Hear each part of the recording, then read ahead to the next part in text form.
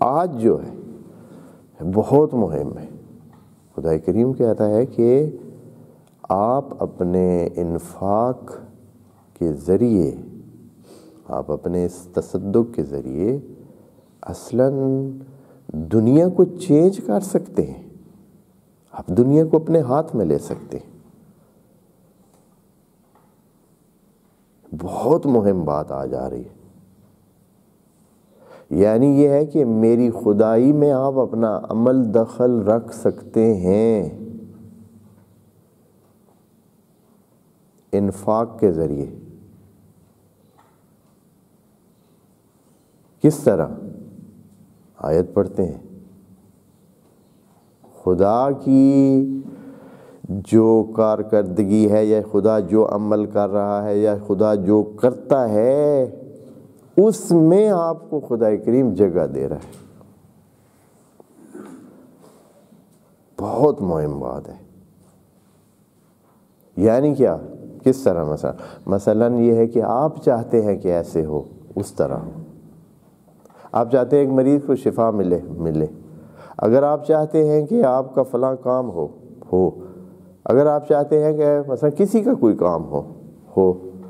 اگر آپ چاہتے ہیں بارش آئے تو آئے. اگر آپ چاہتے ہیں کہ مثلا اس قسم کے حالات پیدا ہوں تو ہوں. لیکن کس ذریعے سے؟ وہ آپ نے جو قربانی دی ہے، اگر آپ نے قربانی دی ہے، آپ نے انفاق کیا ہے، آپ نے یہ کام کیا ہے، اس کا امکان خدا کریم اس آیت میں بیان فرما رہا ہے. دیکھتے ہیں. پہلے ترجمہ عرض کرتا ہوں. وَمَثَلُ الَّذِينَ، اور پھر اس آیت میں دو کام کیے. ایک تو یہ کام، یہ چیز بتائی ہے، یعنی اگلا مرحلہ بتایا. دوسرا یہ کہ اس مثال کے مقابل میں ایک ان کی مثال بھی دی ہے جو اپنا مال صحیح طریقے سے انفاق کرتے ہیں اور اس میں من اور رضا شامل نہیں کرتے ہیں. نتیجہ یہ ہے کہ ان کا مال کیا ہوتا ہے؟ ٹھیک جگہ پہ لگتا ہے اور ان کو فائدہ دیتا ہے. پہلے ایک تھا جو مال دے کر کیا کرتا تھا؟ ریا الناس، لوگوں کے دکھاوے کے لیے وہ اپنا مال خرچ کرتا تھا، اور نتیجہ یہ ہے کہ اس نے کیا ہوا کام، بنائی ہوئی ساری چیز اس کی کیا ہو جاتی تھی؟ فنا ہو جاتی، ختم ہو جاتی، اڑ جاتی.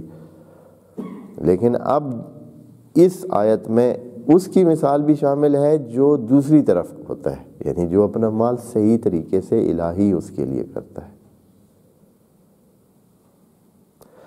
ترجمہ ایک سادہ ترجمہ عرض کرتا ہوں. وَمَثَلُ الَّذِينَ يُنْفِقُونَ أَمْوَالَهُمْ، اور وہ لوگ جو خرچ کرتے ہیں اپنے مال ابتغاء مرضات اللہ. ہم ابتغاء پہ بھی رکیں گے، پھر مرضات پہ بھی رکیں گے. اللہ کی مرضیاں حاصل کرنے کے لیے. توجہ رکھیں گے انشاءاللہ. یہ مرضی نہیں ہے، مرضات ہے. ہاں. وَتَثْبِيتًا مِّنْ أَنفُسِهِمْ، اور اپنے آپ کو ثابت رکھنے کے لیے. تو ان کی مثال کیسے ہے؟ کمثل جنت، وہاں اور بات تھی، یہاں اصلاً صرف سے بات ہی جنت کی ہے. کمثل جنت بربوۃ اصابها وابل، ایک پوری جنت ہے، ایک پورا باغ ہے، ایک مٹی خالی نہیں ہے. آگے مثال پڑھیں گے. ایک جنت ہے، ایک باغ ہے کہ اس کو تیز بارش لگتی ہے. اب سادہ مٹی خالی نہیں پڑی ہے کہ ابھی وہ اس قابل ہو کہ ہوا یا پانی کی تیز جھونکوں سے وہ اڑ جائے، ختم ہو جائے، بہہ جائے. یہ باغ بنا ہوا ہے. باغ میں درخت ہیں. درخت جو ہے وہ خود اصلاً بارش کو متعادل کرنے کا ایک بہترین ذریعہ ہوتے ہیں. باغ لگا، اس میں بارش آتی ہے تو اس کا نتیجہ یہ کہ باغ پہلے سے باغ ہو جاتا ہے، یعنی پہلے سے بہت زیادہ سرسبز و شاداب اور بہتر ہو جاتا ہے. تو وہ پہلے سے دگنا ثمر دیتا ہے. فَآتَتْ أُكُلَهَا ضِعْفَيْنِ، وہ باغ دگنے ثمر دیتا ہے. فَإِن لَّمْ يُصِبْهَا وَابِلٌ فَطَلٌّ، اور اگر نہ بھی ہو تو تھوڑی بارش مثلا ہو، اگر ہلکی بارش فرض کریں آئے تو بھی کیا ہے؟ فائدہ ہی ہوگا اس کے لیے، وہ بھی کافی ہے اس کے لیے۔ واللہ بما تعملون بصیر، اللہ ناظر ہے، اللہ آپ کے کام کو دیکھ کر اس کے مطابق آپ کا ریئیکشن اور اس کے مطابق رد عمل دے گا۔ اب آتے ہیں پہلے، وَمَثَلُ الَّذِينَ يُنْفِقُونَ أَمْوَالَهُمْ، جو انفاق کرتے ہیں اپنے اموال، کس کے لیے؟ ابتغاء کے لیے۔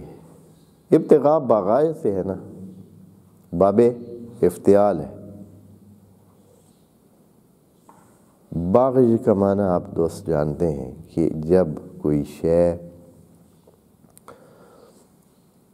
دوسری طرف حد سے زیادہ بڑھتی ہے تو وہ اس کنارے کو کراس کر کے پار چڑھ جاتی ہے، اگلی طرف چلی جاتی ہے، اس کو کہتے ہیں باغج، اپنی حد سے گزرنا۔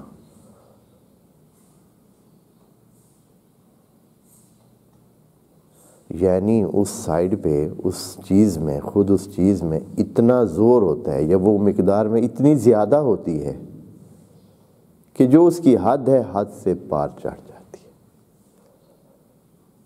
اب یہ بندے کے لیے اللہ تعالیٰ فرما رہا ہے کہ بندے میں یہ چاہت ابتغاء ہے، یعنی وہ باغج کی طرف جانا چاہتا ہے، باغج حاصل کرنا چاہتا ہے، باغج کو پانا چاہتا ہے، باب افتعال ہے۔ باب افتعال کا مطلب یہ ہے کہ وہ جو چیز ہے، وہ جو فعل ہے، اس کو وہ بندہ اپنے اندر پانا چاہتا ہے، حاصل کرنا چاہتا ہے۔ پس بندہ باغج کو پانا چاہتا ہے، یعنی اس حد کو کراس کرنا چاہتا ہے۔ اس کا مطلب یہ ہے کہ اس کے اندر اتنی چاہت ہونی چاہیے، اتنا زور ہونا چاہیے کہ وہ اس حد کو کراس کر سکے۔ بس یہ عام بات نہیں ہے، یعنی اس کے اندر اتنی شدید قسم کی چاہت موجود ہے۔ کیا چاہت ہے؟ چاہت مرضات کی ہے۔ بس پہلے یہ سمجھ لیں کہ یہ ایسے نہیں ہے کہ بس ڈھل مڈلی کوئی جو ہے وہ اپنا وہ کرتا ہے، کام کرتا ہے۔ بس جب چاہت ہے تو چاہت کے لیے کام بھی بہت کرتا ہے بندہ۔ یہ نہیں ہو سکتا کہ کسی کے اندر چاہت ہے کسی کام کی لیکن اس کے لیے وہ آرام سے سو رہا ہے۔ اس کا مطلب ہے کہ چاہت ہے ہی نہیں۔ اگر کوئی سو رہا ہے، آرام کر رہا ہے اور اس کے لیے اقدام نہیں کر رہا ہے، محنت نہیں کر رہا ہے، زحمت نہیں کر رہا ہے، تو اس کا مطلب ہے کہ اس کے اندر وہ چیز ہے نہیں، وہ ایسے خام خواہ کہہ رہا ہے۔ اگر کوئی چاہتا ہے اور چاہت بھی وہ شدید ہے تو اس کے لیے تو حتیٰ وہ رسکیں لیتا ہے، کتنی رسکیں لیتا ہے۔ بس شدید چاہت، شدید کام، شدید محنت، شدید خرچ، زیادہ خرچ، بہت زیادہ خرچ کرتا ہے۔ چاہتا کیا ہے؟ مرضات اللہ۔ مرضات کیا ہے؟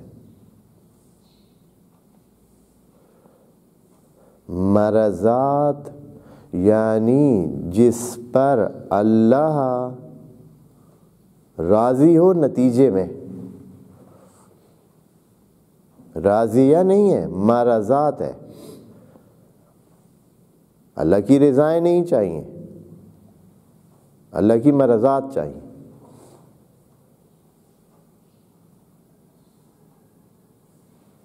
مرضات چاہیے، حاصل کرنا چاہتا ہے مرضات کو، یعنی یہ ہے کہ یہ چاہے گا پھر اللہ چاہے گا، یہ چاہے گا اللہ چاہے گا تو وہ کام مرضی ہو جائے گا۔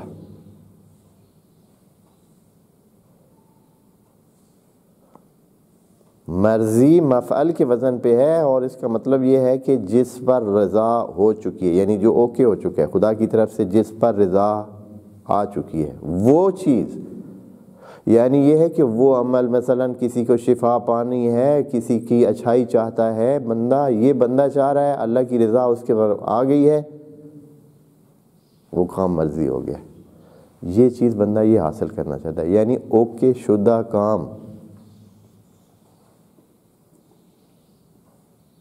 یعنی یہ ہے کہ خدا کی جو خدائی ہے اس میں دخل، اس میں اجازت، یعنی آپ چاہ رہے ہیں تو خدا کریم اس کے اوپر اوکے کر رہا ہے، یہ خدا کی رضا اس پر حاصل ہو رہی ہے، وہ کام مرضی ہو جاتا ہے۔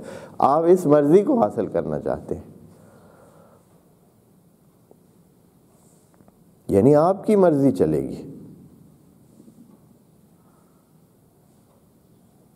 آپ چاہ رہے ہیں ایسے ہی ہوگا۔